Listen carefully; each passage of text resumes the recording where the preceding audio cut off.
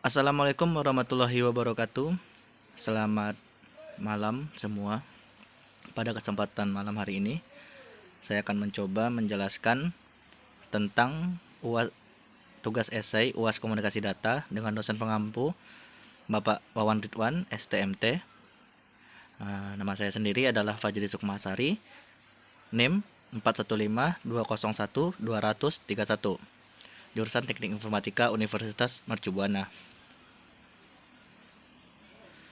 Fakta integritas. Dengan ini, saya menyatakan bahwa jawaban UAS ini dikerjakan dengan analisa sendiri dan mengutip dari beberapa sumber di Google dan materi perkuliahan komunikasi data dan dapat dipertanggungjawabkan.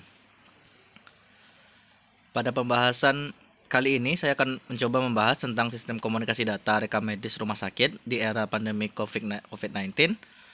Yang kedua, komunikasi data antara operator dan leader di industri otomotif. Yang ketiga, yaitu platform validasi dokumen kesehatan bebas COVID-19 dan vaksinasi online.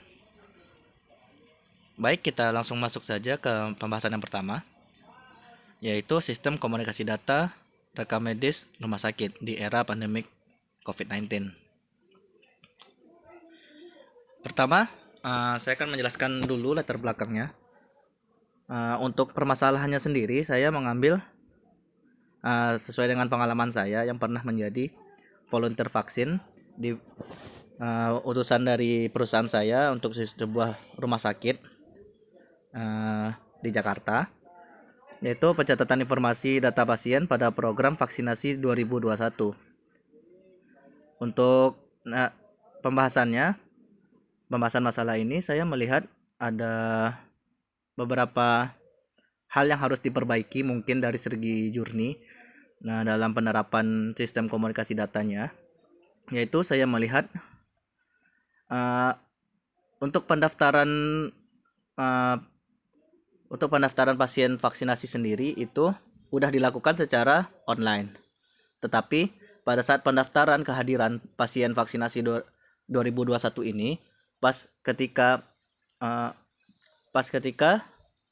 pasien datang ke tempat vaksinasi, itu masih direkap data kehadirannya dengan menggunakan kertas, yaitu ditulis lagi namanya, nicknya, terus dia hadir ini dalam rangka vaksinasi pertama atau yang kedua kali, terus dia kategorinya apa gitu, yang sebenarnya waktu pendaftaran online sudah ditulis, tetapi harus direkap lagi untuk memastikan kehadirannya gitu loh. Jadi kayak berulang gitu loh. Untuk dari segi jurninya itu, untuk informasinya berulang. Nah, dan permasalahan selanjutnya adalah ketika menempatkan pada pos-pos vaksinnya itu, sekitar ada 4-6 pos, itu dilihat secara manual oleh petugas yang ngarahin, dan itu melihat yang kosong aja, bukan by system. Seharusnya di journey yang baru ini dengan solusi yang saya hadirkan, harusnya untuk slot-slot pos yang kosong itu udah tersistem otomatis dari aplikasinya.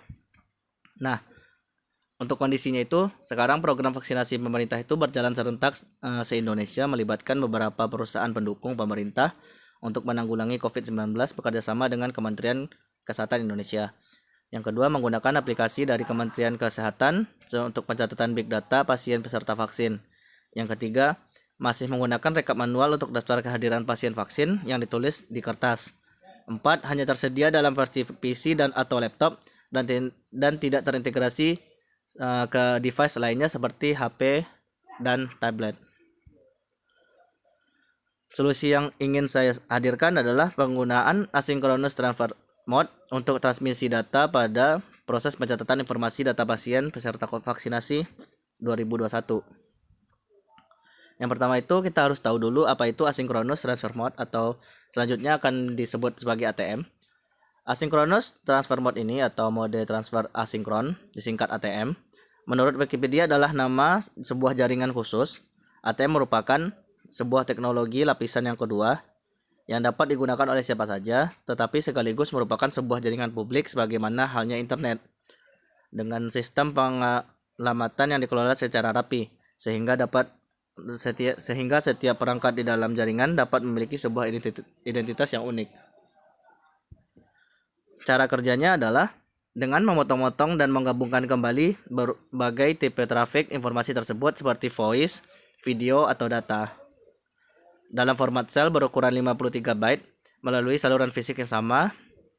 Proses tersebut dinamakan statistical multiplexing atau multiplexing yang statis gitu. Masing-masing sel terdiri dari 48 byte payload berisi informasi dan 5 byte header sebagai alamat dan routingnya. Untuk konsepnya sendiri seperti ini. Saya mengutip dari sumbernya YouTube Bapak Wawan Ridwan, yaitu nanti ketika workstation melakukan upload data itu secara waktu menguploadan dia itu memotong-motong menjadi bagian yang kecil lalu masuk ke ATM switch. Untuk teman-teman ketahui juga bahwa ATM ini adalah gabungan antara switching dan multiplexing. Jadi ada ini adalah sebuah teknologi terbarukan dari ini untuk menggabungkan switching dan multiplex sehingga tidak membebani server dengan data yang besar dalam waktu yang bersamaan. Mengapa memilih metode ATM? Saya melihat kondisi seperti ini, saya menyimpulkan metode ATM adalah metode yang paling tepat, yaitu dengan caranya sendiri ATM itu bisa memecah data menjadi bagian yang kecil untuk ditransmisikan terhadap journey yang baru yang saya sampaikan tadi, dan bisa ditambahkan device-device yang sekiranya lebih mobile seperti handphone atau tablet untuk menunjang kinerja volunteer-volunteernya. Jadi diharapkan setelah menggunakan ATM ini, aplikasi misalnya untuk aplikasi slot pos vaksin itu bisa diakses melalui handphone. Jadi petugas di frontliner ketika mobilnya masuk kan, sebelumnya untuk vaksinasi yang saya lakukan itu bersifat drive-thru ya teman-teman. Jadi ketika mobil datang, tinggal input NIC, lalu mereka langsung diarahkan ke pos mana mereka harus datang tanpa harus mencatat lagi dan terus ada, kalau nggak salah tuh sekarang journey-nya tuh ada 2 kali pencatatan secara manual. Pertama di frontlinernya, yang kedua di tempat posnya. Jadi tuh kayak bisa memotong 2 kali step kerja gitu. Kalau misalnya kita menggunakan menambahkan satu device itu yang lebih mobile, yaitu device handphone misalnya atau tablet. Nah, yang kedua, tidak membebani server ketika satu inputan yang diinput secara bersamaan sehingga latensi dapat diminimalisir. Karena sesuai konsepnya ATM ini lebih berkarakter kepada kecepatan transmisinya. Karena data yang dialirkan yaitu yang kan kecil-kecil, jadi bisa langsung masuk ke server lalu nanti digumpulin lagi dalam menjadi satu data utuh di servernya. Materi yang kedua yang ingin saya bahas adalah komunikasi data antara operator dan leader di industri otomotif. Permasalahannya adalah tidak adanya efisiensi waktu dalam report isu dari operator ke line leader. Keadaannya saat ini adalah untuk report isu ini sendiri itu harus direct report dari operator ke line leader. Merupa mediumnya lisan itu harus disampaikan bahwa ini isu dan ini harus segala ditanggulangi. Nah, yang kedua itu operator tidak diperbolehkan menggunakan handphone ketika berada pada jam kerja. Yang ketiga adalah kendala jarak menjadi titik berat permasalahan ketika operator hendak melakukan report isu kepada line leader. Untuk solusi yang saya tawarkan yaitu penggunaan intercom dan handy talkie untuk direct report dari operator kepada line leader. Pengertiannya dulu, yaitu intercom adalah kepanjangan dari intercommunication device atau peralatan komunikasi internal. Intercom merupakan sebuah sistem komunikasi elektronik yang ditujukan untuk pembicaraan, pengumuman, atau proses komunikasi yang terbatas. Intercom sering disebut juga sebagai interphone atau intertelepon. Nah, mungkin teman-teman udah ada beberapa yang tahu itu intercom itu bentukannya seperti apa. Jadi seperti kotak gitu, yang kalau kita ngomong harus dipencet dulu, nanti tersambung ke intercom lainnya gitu. Jadi misalnya kita bisa menaruh sebuah intercom di ruangan operator yang terhubung ke ruangan line leader. Nah, ketika ada isu, si operator bisa langsung pencet dan bilang mesin ini mengalami isu dan harus ada penanganan gitu. Jadi tidak perlu berjalan ke ruangan line leader untuk melaporkan secara direct gitu. Yang kedua, handy talkie atau HT. Kita sering menyebutnya HT ya. Jadi kalau HT ini adalah sebuah alat komunikasi yang bentukannya mirip dengan telepon genggam yang dapat mengkomunikasikan dua orang atau lebih dengan menggunakan gelombang radio yang sering dipakai untuk komunikasi yang sifatnya sementara karena salurannya dapat diganti-ganti setiap saat. Kenapa handy talkie termasuk sebuah solusi? Karena saya memilih handy talkie bahkan lebih baik daripada intercom.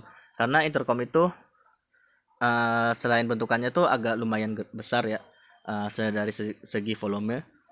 Dan dia itu kebanyakan intercom bersifat wiring ya atau berkabel.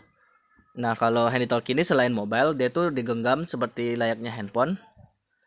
Jadi kita tuh berkomunikasi melalui frekuensi yang sama dengan si penerima. Jadi misalnya dari operator, dia ingin berkomunikasi dengan line leader, cukup memasuki frekuensi yang sama yang bisa di-set melalui handy talkie-nya, dan dia bisa berkomunikasi kepada line leader ketika ada isu terjadi. Prinsip kerjanya adalah seperti ini. Gelombang suara ditangkap oleh handy talkie si pengirim, lalu diubah menjadi gelombang radio, lalu dipancarkan sebagai sinyal pancar dan diterima oleh si penerima dalam bentuk gelombang suara juga. Jadi ibaratnya kita seperti menelpon. Inilah sebenarnya cikal bakal terjadinya telepon yang kita kenal saat ini. Jadi konsep awalnya itu komunikasinya seperti ini. Yang ketiga, kita langsung masuk saja ke pembahasan ketiga, yaitu platform validasi dokumen kesehatan bebas COVID-19 dan vaksinasi online. Di sini saya menggambarkan skema sederhana saja gimana cara kerja pasporsehat.com. Jadi si user itu mengisi data pribadi ke big datanya pasporsehat.com. Lalu si big data pasporsehat.com inilah yang nanti akan menyalurkan data-data yang udah diisi oleh user kepada instansi Kemenkes, EHAK, Klinik Lab, dan operator transportasi. Nah, pasporsehat.com ini juga nanti bakal menerima balikan entah itu dari EHAK, Klinik Lab, operator transportasi. Sebagai contohnya dalam diagram saya, yaitu ketika user mengirimkan data pribadi itu dikirim ke EHAK, dan EHAK itu akan menyimpan datanya. Ketika misalnya si A melakukan perjalanan keluar kota dengan menggunakan prosedur ini, maka dia akan diarahkan dulu ke klinik lab untuk pemeriksaan kesehatan, dan nanti di klinik lab itu nanti akan mengirimkan datanya lagi ke paspor sehat sekiranya si A ini dalam keadaan sehat dan bisa melakukan perjalanan keluar kota. Nah, ketika report sudah dikeluarkan, pasporsehat.com ini mengirimkan data lagi ke operator transportasi, yaitu data validasi yang udah tervalidasi dari EHAK dan Klinik Lab untuk melakukan perjalanan. Jadi ketika kita mau masuk ke dalam terminal atau entah itu bandara yang memerlukan requirement kita itu sehat gitu kan, jadi kita tinggal menunjukkan barcode bahwasanya kita itu sudah sehat. Jadi kita bisa menghemat waktu dalam dalam penyiapan pre-requirementnya lah, bahwa kita tuh sehat dan bisa masuk ke dalam bandara gitu untuk melakukan perjalanan keluar kota. Nah, si operator transportasi ini juga nanti akan mencatat kemana si A ini akan berjalan, ke kota manakah yang dia tuju. Nanti juga akan direport ke pasportsehat.com. Nah, pasportsehat.com ini nanti juga memberikan mengupdate lagi datanya di e-haq. Nah, jadi konsepnya itu sebenarnya agar kita lebih ke tracing aja misalnya. Nah, untuk entah itu data kesehatan kita dan juga data perjalanan kita kemana aja agar bisa dilakukan penanganan darurat atau penanganan pertama jika terjadi sesuatu yang tidak diinginkan seperti terinfeksi oleh virus atau sebagainya. Nah, nanti pasportsehat.com ini juga terintegrasi dengan Kemenkes. Pasportsehat ini melakukan report kepada Kemenkes tentang data masyarakat Indonesia yang udah mendaftar di pasportsehat.com, mereka kemana dan status kesehatannya itu seperti apa. Jadi lebih gampang di tracing dan lebih gampang dipantau kesehatan dari user-usernya. Kelebihan kekurangan pasportsehat.com adalah yang pertama yaitu kelebihannya dulu ya kita bahas. Yang pertama itu yang pasti praktis dan efisien karena dalam satu aplikasi udah bisa terintegrasi ke berbagai macam instansi-instansi terkait untuk penanganan COVID-19 ini.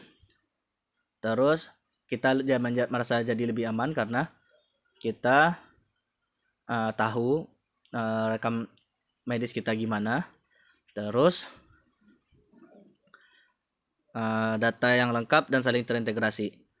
Selanjutnya kekurangannya yaitu belum tersedia di platform Google Play Store dan App Store karena saya lihat itu download APK-nya hanya ada di websitenya si pasportsehat.com. Kita bisa download secara mentahan master dari pasportsehat.com. Dan itu juga belum ada bentuk file API ya, yaitu untuk file untuk iPhone hanya tersedia untuk Android. Yang kedua itu banyaknya data pribadi sistem keamanan. Jadi titik beratnya di sini adalah yang menjadi concern itu harusnya cara pasportsehat.com menjaga data user-usernya. Jadi saya mau memberikan beberapa solusi untuk pasportsehat.com ini, yaitu pertama aplikasinya diadain dulu, harus tersedia dulu pada platform Google Play Store dan App Store karena mungkin user-usernya juga nggak tahu kalau misalnya aplikasi ini ada gitu di Play Store karena dia tuh cuma ada di websitenya. Yang kedua, untuk keamanan datanya sendiri harus memenuhi 5 poin penting yang terkait dengan keamanan data, yaitu confidentially, yaitu bahwa data ini hanya bisa diakses oleh orang yang berwenang. Yang kedua, integrity, mensyaratkan bahwa informasi hanya dapat diubah oleh yang memiliki wewenang.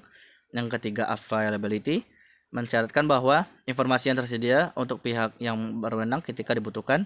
Yang keempat, autentikasi, mensyaratkan bahwa pengirim suatu informasi dapat diidentifikasi dengan benar dan ada jaminan bahwa identitas yang didapat tidak palsu. Yang kelima yaitu ada non-repudiation, yaitu mensyaratkan bahwa baik pengirim atau penerima tidak dapat menyangkal pengiriman dan penerimaan pesan. Mungkin hanya itu saja yang dapat saya sampaikan. Terima kasih atas perhatiannya. Saya ucapkan wabillahi taufiq wal hidayah. Assalamualaikum warahmatullahi wabarakatuh.